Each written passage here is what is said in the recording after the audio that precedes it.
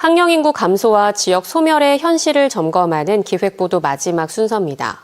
학생들이 줄면서 최근 학교마다 국내외 유학생 유치에 하나 둘씩 나서고 있습니다. 유학생들은 서서히 늘고 있지만 해결할 과제들도 적지 않습니다. 이하라 기자가 취재했습니다. 한국 에너지 마이스터고 기숙사입니다. 수업을 마친 여고생들이 기숙사에서 옹기종기 모여 앉아 얘기꽃을 피웁니다.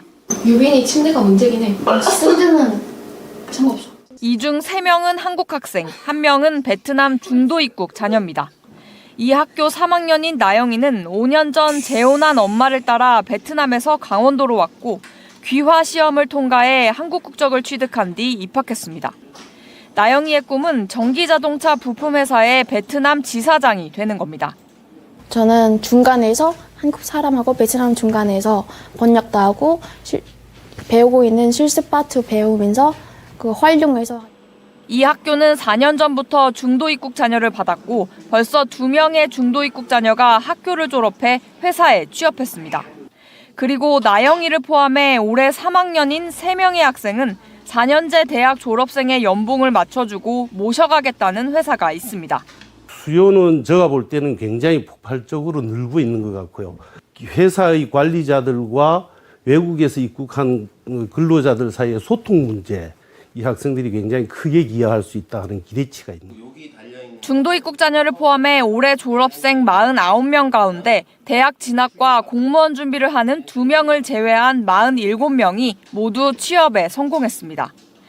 그러나 이렇게 강원 지역에서 열심히 공부해 비싼 몸이 된 학생들을 귀하게 모셔가겠다는 업체는 강원도에 없습니다. 10명 이상의 마이스터 고등학교 학생들이 저희 회사에 근무를 하고 있습니다.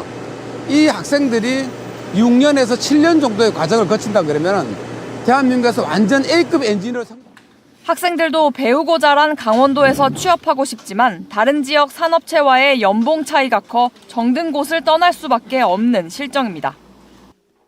경상북도교육청이 올해 처음 뽑은 48명의 외국인 유학생 사례도 마찬가지입니다. 이들이 지역 소멸의 해법이 되려면 취업 비자 문제 해결뿐 아니라 현재 외국인 유학생 규정이 없는 초중등 교육법 개정도 필요합니다.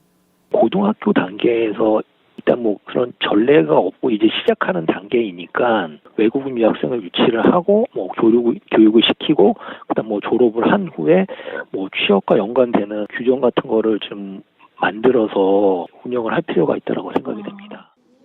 외국인 유학생 유치뿐만 아니라 최근 강원도에서 시작한 농어촌 유학생에도 어려움이 있습니다.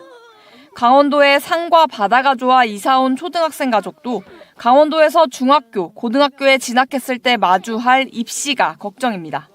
간다고 했더니 다시 오더라고요. 그런 얘기 많이 하셨어요. 입시적인 부분에 이제 아무래도 차이가 난다라고 생각을 했던 부분이 있기 때문에 그렇게 얘기를 하긴 하는데 근데 저는 좀 바뀌지 않을까라는 나름의 기대를 하면서 정주 여건도 걱정입니다. 아무리 학교 교육 프로그램이 좋다고 해도 현재 지자체와 강원도 교육청이 지원하는 거주비 등이 지속되지 못하면 다시 지역을 떠나지 않을 수 없습니다.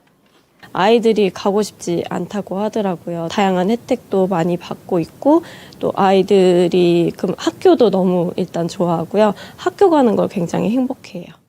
3년 전 강원도의 합계 출산율은 처음으로 1 아래로 내려갔고 앞으로도 하락세는 이어질 것으로 보입니다.